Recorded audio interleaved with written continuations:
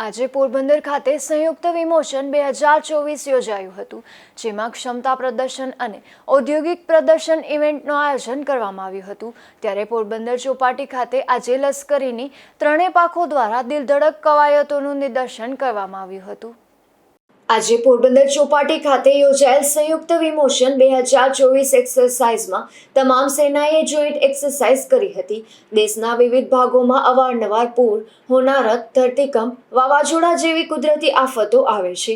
આવી વિકટ અને કપરી પરિસ્થિતિમાં સેના દ્વારા બચાવ કામગીરી કરવામાં આવતી હોય છે। ત્યારે ચોપાટી ખાતે નેવી, આર્મી, એરફોર્સ, એનડીઆરએફ દ્વારા સંયુક્ત એક્સરસાઇઝ કરવામાં આવી અને રાહત અને બચાવ કામગીરીનું નિદર્શન કરવામાં આવ્યું હતું। તો સાથોસાથ સંરક્ષણ ઉદ્યોગના સાધનોનું પ્રદર્શન પણ યોજવામાં આવ્યું।